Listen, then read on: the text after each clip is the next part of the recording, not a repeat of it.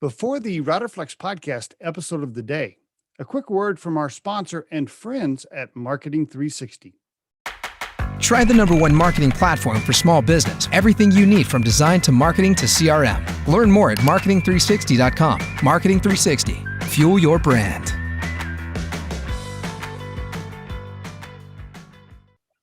Ant Moorhouse on the Riderflex podcast. How you doing, Ant? I'm good, Steve. How are you? First of all, how did you get to Ant? Was that when you were young, when you were a kid? Was that like a nickname? It gets kind of stuck early on, or how was that? Yeah, it's so it was when I was 8, it was my nickname. And then my mum hated the name Tony. She hated Anthony being shortened. And then I joined the army straight out of school, and you don't really get a choice in the army. So it was Tony for the next decade. And then I remember getting out of the military and creating my first business card. And I was like, well, what name do I put on this? Because I've been Tony for so long without a choice. So I went back to Anthony. And then, and then Ant sort of it remained a nickname, but it was also particularly when I was sort of getting out of the hardcore corporate entrepreneurial stuff. And I was trying to not so much trying to reinvent myself, but definitely trying to get back in touch with my purpose and, really what fueled me from the inside. And I kept harking back to this, cheeky kind of independent 8-year-old kid. So I sort of, I don't know, the name just sort of stuck, and I don't really care what people call me, but ultimately Ant sort of, for me personally, it just reminds me of the cheeky little 8-year-old kid that I guess I'm trying to stay in touch with now.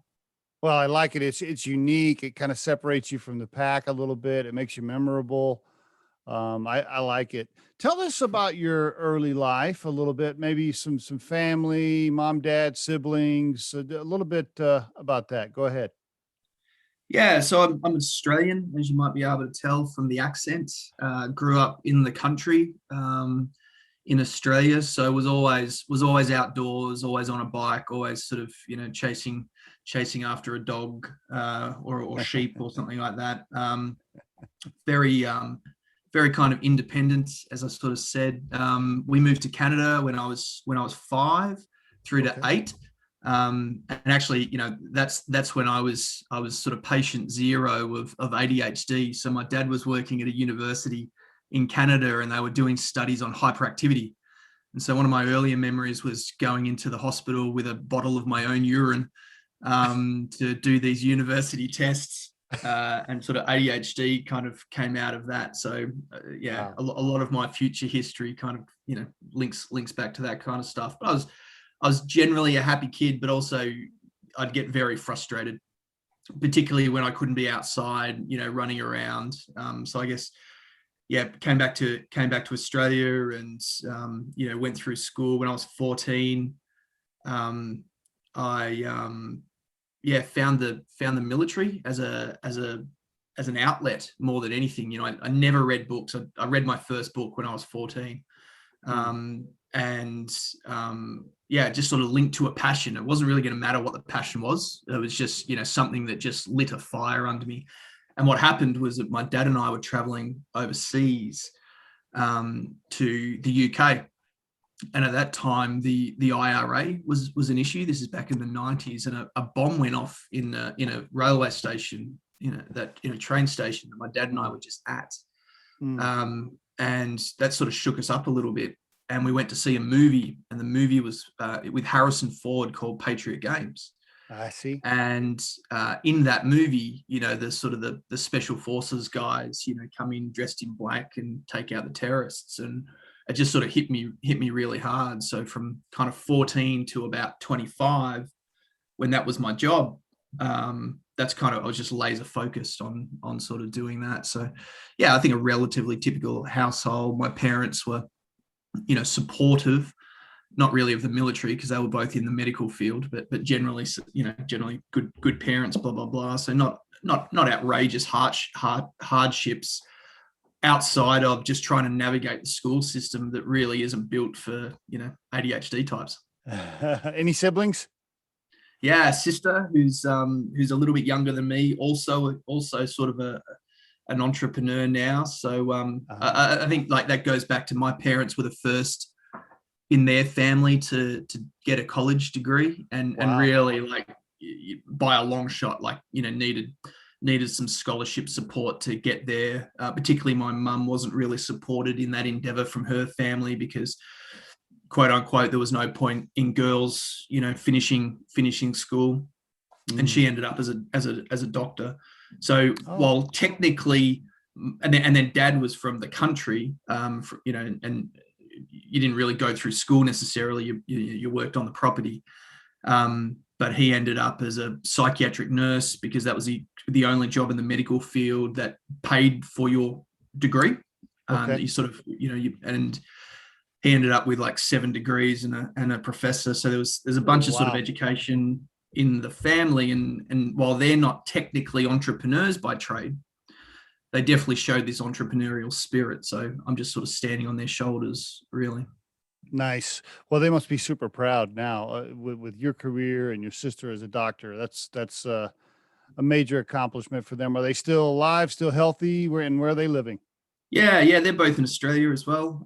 So cool. Both retired, but Dad's an interesting one because he just can't leave it alone. So he's about to turn 70, but he's just done a diploma in ethics from Harvard because he just can't stop sort of exercising his brain. So yeah, so I sort of, you know, I think the military thing for me was a rebellion against a lot of that sort of stuff. Really?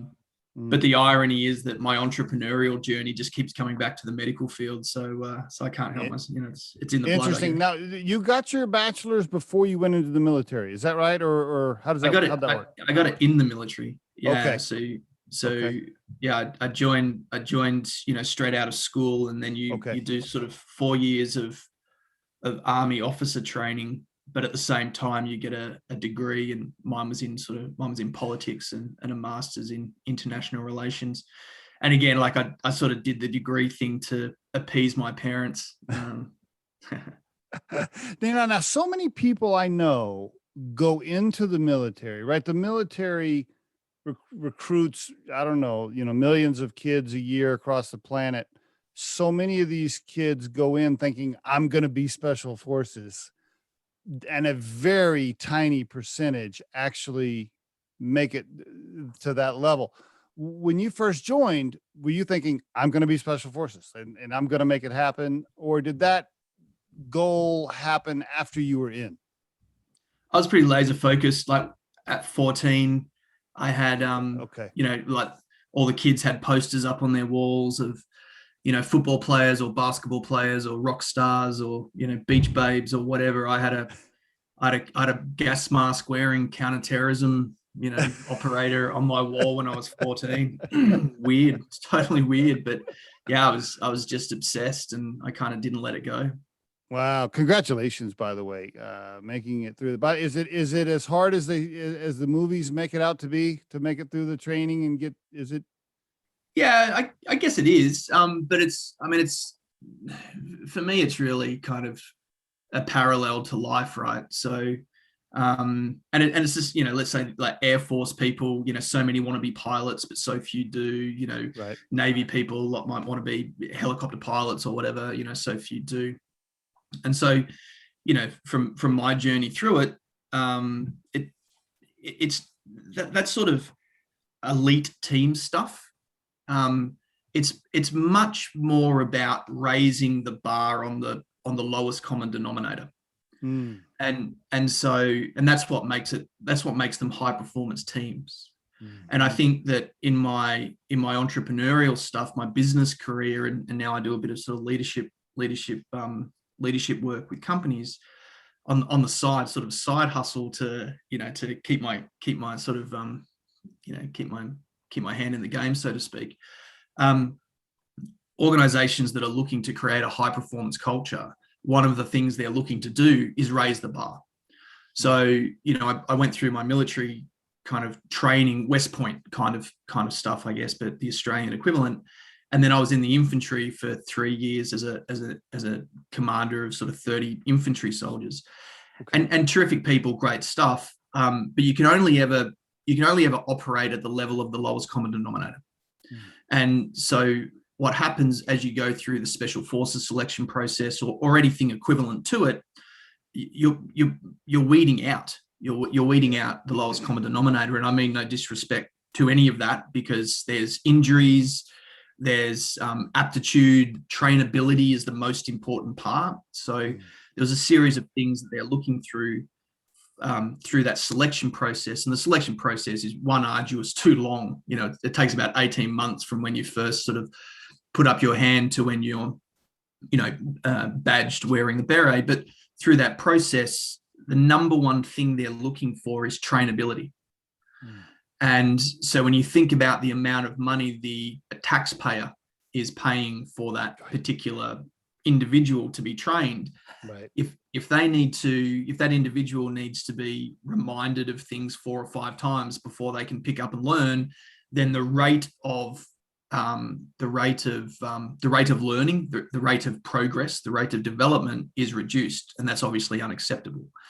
And I think in a real high performance team, from a corporate sense, in an entrepreneurial sort of way, it's exactly the same. Agreed. It's exactly the same. Agreed. And so my favorite thing in the world is to be part of high performance teams, because I guess what makes the special forces is that a small group of highly motivated and highly trained people can have a exponential output on the given mission. It's kind of the whole point. And so I think it's absolutely the same as that in a business or any sort of organizational environment, where it's not the size of the organization, it's the power of the team who's kind of leading the charge. So I think, when you look at the great sporting teams, where the whole is greater than the sum of their parts, what makes them exceptional is, yes, there was some talent, sure, but as a team they gelled extremely well, and they had very high standards, and the lowest common denominator was set very high, so that they could push really high or really hard as a kind of a team. So I learned that through that SF world, but I think it's applicable across the board. Totally agree. Did you think about being an entrepreneur while you were in the service? Did you have any idea what you wanted to do after, while you were in the service at all? And a 2-part question, were you also thinking about doing like 20 years? Yeah. Well, initially I think, it's all I wanted to do. And I guess you look up the chain, right? You look up the hierarchy in whatever field you're doing. And so you want to, so at that point I wanted to be a general, because that's what you did, right? You climb the ladder, and then very, very quickly I worked out, particularly as an officer, that you go from kind of being in the field, roping out of a helicopter and blowing something up, to then being the staff officer sitting behind a computer, writing up some instructions so other people can go and do it. And so, because I'm very action orientated, and so that was sort of, that career path wasn't necessarily what I wanted. And in particular, the military, all large organizations, are fairly rigid. And there's a bunch of good reasons for that. But I didn't know that I had this entrepreneurial spirit. I didn't even know what that was. I'd never heard the term entrepreneur, but I was doing a job, and I was at the airport, and it was one of the last kind of operational sort of things that I was doing. Okay. And I was at the airport, and this book just called out from me on the shelf, and it was by this guy called Richard Branson, who had this airline called Virgin. And in this book, he talks about this concept that at the time I could hardly read the word, it was entrepreneurism. And it took me another 7 or 8 years before I could spell it right. But what he spoke to wasn't about big planes and fancy houses and being a billionaire. What he spoke to was this notion of like having an idea and starting with a blank sheet of paper and turning that into something. Right. And I just think that's the most incredible thing in the world, to set out on that path to achieve that. And so that's what really, really grabbed me, because what I was what I was facing in the military at the time, again, similar to any large organization, is rigid structures. And, I was trying to kind of bust out of that all the time to be creative. And I didn't really know this at the time. I was trying to understand myself and my role and my kind of future. But as I get older, I realize how much I value creativity, which I think more than anything sets the entrepreneurial kind of mindset. So you get out and you tell us about your first company. Walk us through that. How large you grew it, and the exit of it, whether or not it was a successful exit, made you a billionaire. Give us some details.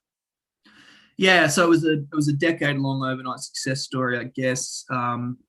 And when there was a really good friend of mine who was getting out of the military at a similar time, and we both had a similar decision to make. Were we going to get out, go and do an MBA, go and work in big business, learn the trade on someone else's dollar, and then go and do something entrepreneurial?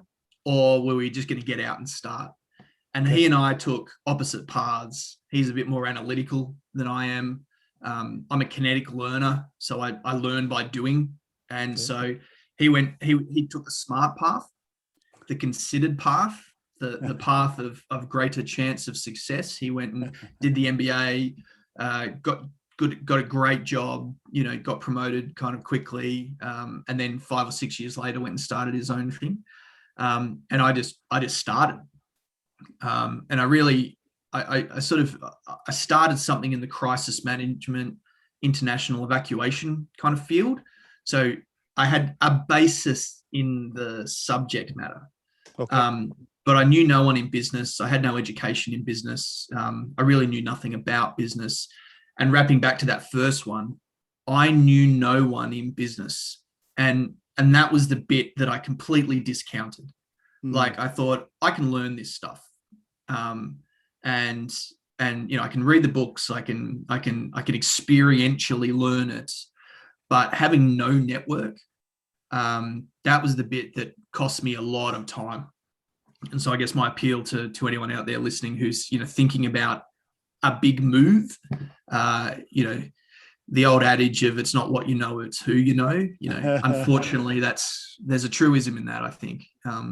Because ultimately people do business with people. We're very social creatures. Yes. And we can't discount that. Like, you can't pull that off a resume. You can't necessarily get that from reading the books, but you can by meeting the people and learning from the people and building relationships with people. So that cost me. And then, I think I almost went bankrupt 3 times over the journey. But built that business to about 155 staff working, wow, all around the world, really mainly on behalf of insurance companies and large organizations that were sending people into complex environments, and then helping them to, evacuate. We were doing about 12,000 evacuations and emergency cases a year. Wow. So we had, 24/7 sort of doctors and nurses and crisis management people and security staff and the like. And I sold that in 2014 to a large insurance company. And it was a good exit. Like, it was a good exit. It sort of set myself and the other shareholders up well. There was a long earn-out period. And when you sell a small speedboat to a big oil tanker, that those two cultures don't necessarily align all that well. So the earn-out phase didn't go all that well. The big company did about 5 big organizational restructures in 5 years. And so the strategic linkage that was meant to eventuate didn't.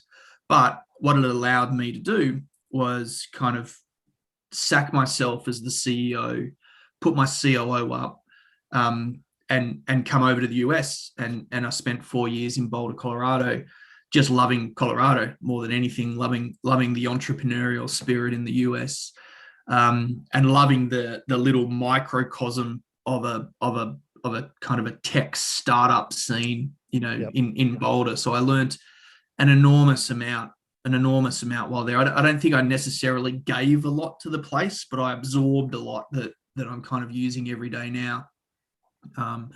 around, I think around the startup culture and around how to build ecosystems around that. How did you know somebody in Boulder, or you just knew from the press and like, how did you? Yeah, it was weird. And if anything, it was much more the adventure side than it was the tech side initially. I see. So when I came, the business that I exited had I don't know, $2 or $3 million worth of business out of the US. So I was coming over to kind of grow that. And Denver was a kind of a, we had clients in Denver.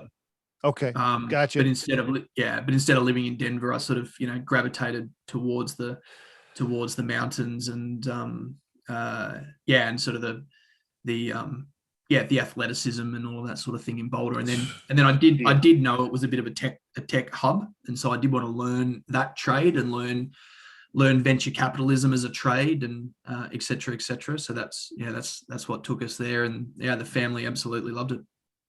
The earnout period, will you give some advice to aspiring entrepreneurs or people that may not know kind of how that works? A lot of times you get acquired, whoever buys you wants you to stay on for a little while. You get somewhat of a payday when they first buy you, and then your other payday comes along later.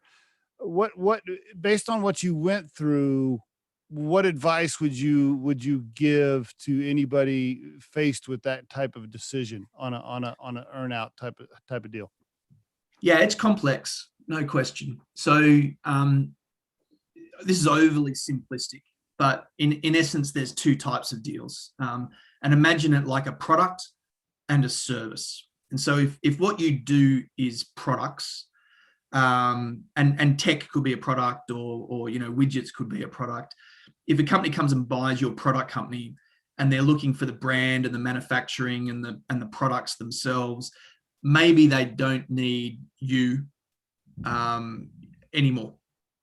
And you could take that as a good thing or a bad thing, depending on where you're at. Yeah. And so that's basically they can absorb the IP, the tech, the brand, the distribution, whatever they're really looking to acquire. And you're kind of relieved of duty, or maybe you stick around for a year and then you can sort of go on to the next grand adventure. And it's funny, like some people really want to be part of the bigger organization, and they start something small, they sell to something big, they become a key part of something big, and can continue on to have a brilliant career. I'm not really like that, so I prefer to be at the sort of at the smaller end. But I guess in some respects, like a victim of my own kind of I was the face of the organization, and you stayed for after they bought you, or after you got acquired, you stayed for like 4 years. You had a 4-year ride along. Yeah, that's right. And that wasn't necessary. I mean, honestly, I provided nowhere near that kind of value, nowhere near. But whatever, they felt that was important, and they really backed that into the deal. Like it was they were fairly kind of we could negotiate on a bunch of different points, not that one. And they made some assumptions about how much of the business was about me, and honestly by that stage it wasn't that much, but whatever. So I got you. And I think that it ultimately it's an individual choice and it does create complexities, particularly if there's like multiple founders or multiple members of the team, and the acquirer chooses to lock in because maybe they're buying it for the tech, and so the CTO gets locked in, but there's no need for the CEO, or vice versa, or whatever the case. So, it's tough not to take personally. It is really complex, and the whole merger acquisition process, selling your company, is personal because it's your baby, and it's hard not for you to take it personally. But on the other side, they're not necessarily seeing it from a personal side. They're looking at numbers and strategy, and so it's a difficult process, no question, but it can be very creative, and if you can sort of take a step back from it being personal, then it's a way to unlock a lot of well, whether it's wealth or opportunity or just change. And for me, where the acquisition of the company really started to pick up steam and we closed out the deal, I was sitting down for lunch with an old boss of mine from the military, and he was saying, how you going? And he meant it as an individual, but I answered it as a business. I'm like, oh well, revenue's up and blah blah, and these opportunities are coming through, but my answer felt quite hollow. And then when I reflected on it, and then we got to sort of talking about it, he goes, your issue is that you're an army officer used to being posted every 2 or 3 years. You've been locked into this one job for a decade. And while the business had literally changed from being on my kitchen table to, having 150 odd staff, it was the same gig. And so, he really made me realize that part of the purpose of doing the sale was to start the next chapter. Yep. When you were in Boulder during those 4 years, were you thinking, I'm going to start something else? I'm looking for my next, plan. Yeah, I did. And I kind of did too quickly. I think and also, like, when you start something, grow something, sell something, it's tough not to buy into the successful entrepreneur kind of whatever, hyperbole, mystique, blah blah blah. So yeah, I very quickly thought, well, I can do this again. and I started something as a side hustle, thinking I was going to grow it. And it's like, right, I'm going to sit back and I'm going to do the strategy, and I'm going to get other people to go into the weeds, and it just didn't work, and it failed, pretty quickly. And then I looked at another thing, and it was opportunistic again. And, I didn't start it, but I almost did. And there was another project that I was kind of, I got my teeth into for a while, and nothing was clicking. And I really kind of got down on myself. And in retrospect, what I look at is, and when I speak to people that have are experienced in this craft, it's got to be more about the money. It's got to be about more than just the money. Right. And you've got to have a real kind of, you gotta have a drive to solve the problem. And so in those projects that kind of failed, I was dialing it in. I was thinking, well, I know how this game is played now. I'm just going to dial it in. I'll sit back and rely on whatever bullshit I was feeding myself at the time, and it's just like, if you can be an investor and be standoff, or you can be like non-executive and be standoff. But someone has to be the driving force. Yes. Someone has to be the prime mover that that's right, lives it, breathes it, sleeps it. And one day I'll work out how not to do that. And I'm kind of getting there now, only just. But yeah, as an entrepreneur, like if you're used to being the prime mover, it's pretty tough to do a startup without that blood and sweat and tears. It's just somebody's got to hustle. Yep. Somebody's got to hustle it. Somebody's got to push it. There's got to be a bulldozer pushing everybody along, right? Somebody's got to push everything along. I totally agree. How did you, walk us into, March of 2019, roughly, walk us into EarthTech, kind of how that idea was formulated, how it was started. Walk us into the whole thing. And by the way, it's earthtech.io, right? For the listeners, earthtech.io. Yeah. Walk us into it a little bit. Go for it. Yeah. So we're coming back from Boulder. It was time to bring the kids back to Australia. And I took the kids to the Great Barrier Reef and saw the damage.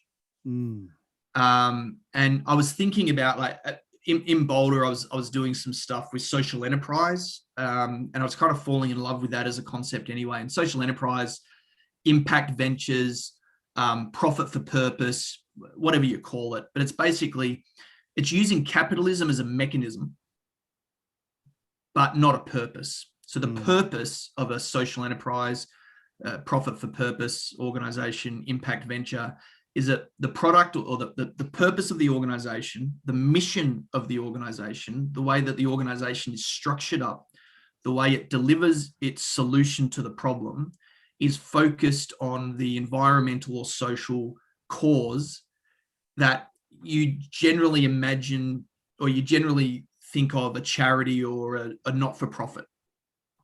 But you're using capitalism as a mechanism. And so I was already kind of falling in love with this, came back to Australia, saw the damage to the reef, and it was just a lightning bolt to the gut. It was like right, at 40 something years old, if I'm not spending the rest of my life using my resources, my craft, my knowledge that I've acquired, the mental scars all over me from mistakes made, the people I know, etc. If I'm not like corralling all of that to help, ultimately make the planet a bit better for my kids, then what's the point? Right. And it started very selfishly. Like I was not thinking about saving the whales and waving the flag. I was thinking about what my kids would think about me on my deathbed. If I had the opportunity to do more and I didn't. I see. So it started really selfish, right? It's broadened out a bit since then, but that was that. There's no Samaritan story here. Like this was me wanting to not look, wanting my kids to be proud of me when I died. That was it. And then shortly after that, because this is what happens in life, right? When you have a realization and you start focusing on something, all of a sudden people start walking into your life that align to it. You're thinking about red cars, all of a sudden all you see is red cars. And for me, that was my now co-founder, Brian. And, I think I've had 7 startups, I've had 2 successes, I've had 3 or 4 failures, or 2 or 3 failures, a couple of question marks, check back in 5 years' time. But I've never had a business partner that was truly like the yin to my yang, I've got a marriage like that. My wife's super awesome, but I've never had a business partner where it was truly like, complementary. And so I'm coming at this from a sort of a fast growth ventures, scale up, the being the prime mover kind of space. Brian's coming at this from a deep design, brand trustworthiness, technology. He ran TEDx in the place that we live for a long time. So rallying people around ecosystem building. And basically what brought us together was this philosophy that the planet's fucked. We don't have an enormous amount of time, and it could be multi-generations, but that's still not a lot. But still, in the big scheme of things, that's not a lot of time. That's it. And like traditional societies, talk about like seven generations.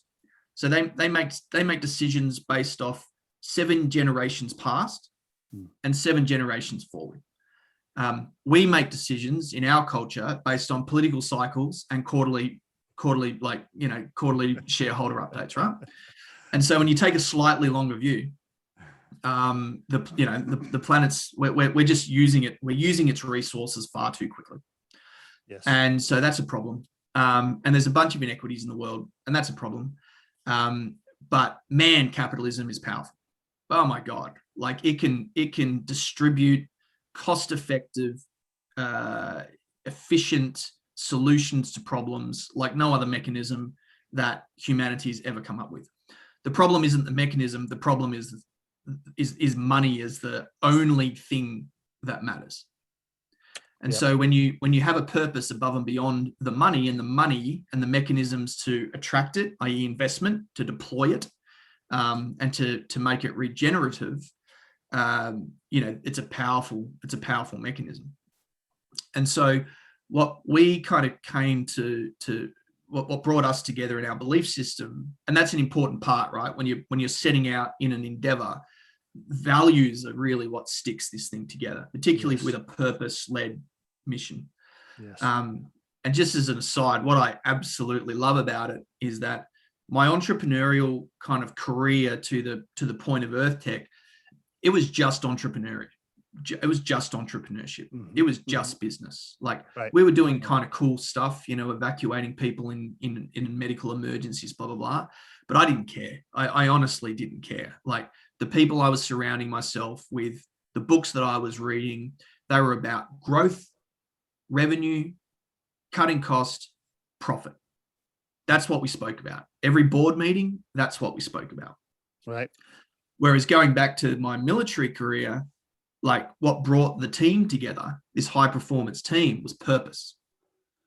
And so what we're endeavoring to do at EarthTech specifically, but also I guess we see ourselves as kind of ecosystem builders, in this entrepreneurial, in this social entrepreneurial space, is that when there's a purpose and a mission that's like significant, man, your ability to rally people around it is astronomical. Like we've got such a high performance team because people are rallied around the mission. And so there's an enormous power that can be unlocked there if you really mean it, and if the value system is really strong. Because we are in 2021, we're at a point in our societies sped by COVID, or where capitalism is really stakeholder capitalism. Like we're not selling a product or a service. It goes back to the Simon Sinek thing, right? Why? What's your why?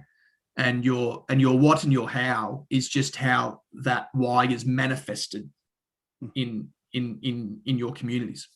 And so stakeholder capitalism is really all around how do you engage with people who believe what you believe, that yes, buy your stuff to solve a problem that they have, but whether it's shareholders, whether it's employees, whether it's customers, whether it's communities, whether it's regulators, et cetera, modern day capitalism is really built around this, and you're seeing it. You can look at it on the share price indexes. The companies that are going up are the ones that are really embracing the sort of environmental, social side of their brands, and those that are going the other way are those laggards that are kind of assuming that they can get by just with a product or service that that does its job. So we're all about that at EarthTech, and ultimately, what the problem that we're trying to solve for is that impact investment is the fastest growing asset class in the world. Okay. We're also going through the fastest intergenerational transfer of wealth in human history, and that wealth is going to millennials, to Gen Zs who give a shit. These are the people, and there's plenty of older people as well, who have worked out through this mechanism of social enterprise impact investment that they can have their cake and eat it too. They can generate a return on their investment, good for the pocketbook, and point that towards solving a problem for the environment or humanity. And so what used to happen, and still happens to a regard, is that people would go and earn their money. However they earned their money, it didn't really matter. There was no questions asked. There was no liability on the balance sheet for environmental damage or whatever. You made your money, and if you made a lot of it, you were a successful person. And then some of that would go into philanthropy, right? For tax purposes.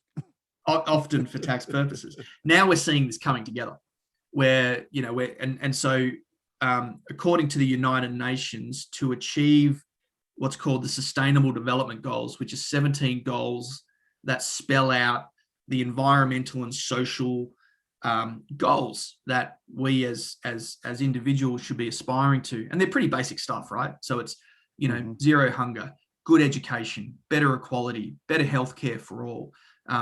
Clean oceans, clean air, like all of the things that we want for our kids and our grandkids and, those around the world. To achieve that, we need $4 trillion of new capital deploying into this space every single year. But the mechanisms that we have to deploy that capital that's coming online, like because everyone wants in on this, right? Everyone wants in on being able to have your cake and eat it too. Mm-hmm. You're telling me I can get a return on my investment Right. and I can do good with that money? Yes. Sign me up. Yep. So all of these sovereign wealth funds and pension funds and private equity funds and venture capital funds and angel funds and public markets are all jumping on board into this space. Mm-hmm. And they're looking for innovation that is taking society from where we are today to where we need to be a sustainable planet. And whether you're thinking about electric cars or emissions-free energy or better education for everyone or better healthcare for everyone, like all of these things fit in this box. But the mechanism that we have to deploy that capital into the innovation that is needed to get us from where we are today to where we need to go, it's pretty old school. It's pretty clunky. And so what we're doing at EarthTech is building a Henry Ford style assembly line to fast track the deployment of that capital into innovation that can create exponential scale for humanity to achieve these goals. And so in essence, for us, we're a tech company, but we operate a bit like Goldman Sachs, like that we're an investment bank, and we're not technically a bank. That's not what investment bankers do. What investment bankers do is bring deals together. So we're bringing together the entrepreneurs with the ideas that need the capital to scale up their businesses, to scale up their revenues, but ultimately to scale up the positive impact that they can have on their target. Right. And the funds and the investors that are looking to invest in the next big things. And so it's a journey, but it took us about 2 years to really nail this down and get the whole stack lined up. The purpose, the mission, the product and services, the problem solution mix, the markets we wanted to operate in, the revenue model that was going to be scalable enough and sustainable enough for us to get out there and sort of deliver on the impact that we want to have. And so ultimately our mission is to positively impact 1 billion people by 2030 through the purpose or through the mechanism of innovation towards the United Nations Sustainable Development Goals. So the call out. Yeah, go ahead. Sorry, go ahead. Yeah, sorry. So the call out to your listeners is, some of them may be on either side of this ecosystem. There may be, investors, or they work at investment funds or what have you, that's looking for the next innovation coming through that can solve for these things. Or maybe they're an aspiring or a current entrepreneur that's looking for more capital, more funding to grow their business. And they're the two sides of our ecosystem that we're trying to bring together. And what's the business model? So you're not managing a fund, or are you, or is it like you're like a broker, so to speak? I hate to use that word, but what's your business model? We're eHarmony. Okay. So we're the matchmaker that brings the two sides together. It's heavily curated. So we spend a bunch of time with the entrepreneurs, but not to make their business better. We're not an incubator. We're not an accelerator. We're not a venture studio. It's really, at that point, it's more like an advertising company where we're helping them to shape their narrative in a way that speaks to what the investors want to hear, and not telling untruths, not lying, but certainly like taking the information that the entrepreneur wants to articulate and reshaping that into a way that the investors are looking for.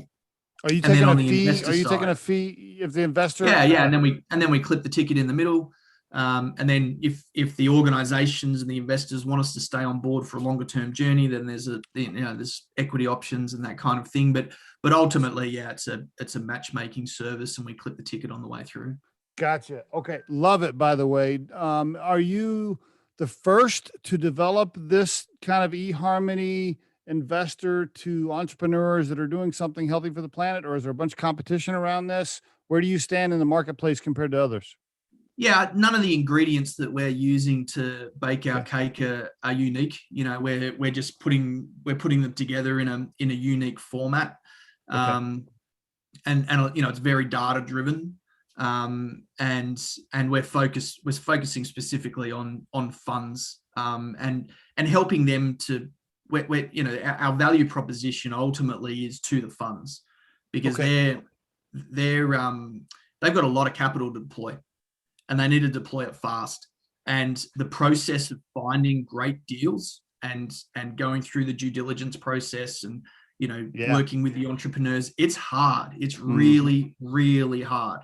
Right. And so we've just dived straight into the middle of that complex problem to try to systemize it on behalf of the funds at one end and the entrepreneurs at the other. So yeah, there's definitely, you could point to competition, but we're certainly in the sweet spot for where we're looking to be, for sure. I love the idea. Give us an idea, or give us a kind of an overview of how the size of the company now, how many employees. I don't know if you want to speak to revenue or not, or, how big is it? Give us some ideas there. Yeah. So it's a pretty small team, 7 people at the moment. Okay. But refer back to the start of the interview around the whole high performance team, special forces culture piece.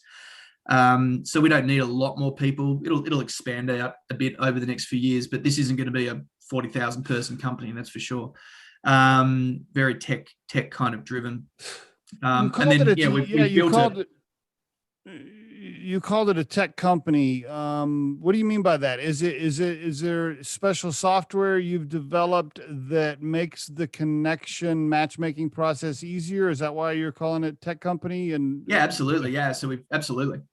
Yeah. So we've built our own tech that enables us to reach out, call for entrepreneurs to come through, validate those ideas, matchmake to the funds based off their mandates. So yeah, it's a relatively slick tech play for sure. Ultimately, people do business with people though. So, at its heart, it's about people, but the tech enables the scalability. We've built a book of business, which is about $500 million, what all that means, it's not a $500 million business yet. All that means is that the total ask from the ventures that we've chosen to represent is sitting at that. And then on the other side, there's about $5 trillion worth of funds under management from the investment funds that we're working with to find ventures that specifically meet their mandates. I mean, if I was a billionaire, if I ran a family office in Denver and I was looking to invest and I wanted to invest in an impact, situation where I'm doing something good for the planet. Yeah, you're right. I mean, I don't want to go online and try to find that myself and figure out who. I mean, I just want to call Ant and just say, hey man, tell me where to put my money and what matches best with me. I mean, I see the need for it. I think it's great. Okay, very good. Let me ask you, if you had to force rank, the things that you could do for the planet, what's most important to you personally? Oceans, forest? Yeah, so forest. No, it's good. It's good. So for me, it's inequities, inequality rather. So, we've got, and there's 17 of these sustainable development goals, and they all operate individually, but ultimately they all link. And so without good education, we're not gonna fix climate change unless we have carbon neutral energy in places like Africa, through Asia, through these development. Like we've got to work out how to get these continents and countries to bypass the industrial revolution that the wealthy countries are just coming out of. If the continent of Africa has to go through the fossil fuel burn at a rate that the West is just coming out of, just weaning itself off, we're screwed. So we've got to get these developing world countries to leapfrog all of that sort of industrial revolution stuff. So that's really my personal focus, and ultimately with all of this. And the reason we're doing this the way we're doing it is that people generally appreciate that we've got to make some changes. Yes. But we're terrible at this as humans. We don't like being uncomfortable. Right. So the solutions that we come up with have to have three things in our book. The 3 C's. They have to be cheap. They have to be convenient, and they have to be cool. And as we roll out technologies or technology-enabled services that fix these problems, if they're cheap and they're convenient and they're cool, people will adopt them en masse. And so for me, that's the focus. Isn't it interesting? You're right. I do think most people, a large majority of the people, would all say, hey, let's protect the planet. Yes, I'm for doing something to make it a better place and safer for our grandkids. I think most people would say that. You're right, though. Then right after they say it, they don't want to be uncomfortable. They don't want to change. They don't want to, I mean, here's a small little example, I think, of that just for myself, right? Like, I'm a national forest lover in Colorado. I love going up and I love the nature and everything. But guess what? I take my ATVs with the gasoline and oil and I do all that, right? And so I can only imagine somebody saying, hey, listen, your ATVs not now have to be battery operated or whatever, like do something to change my hobby, right? And all of a sudden now I'm uncomfortable, even though I want to save the planet.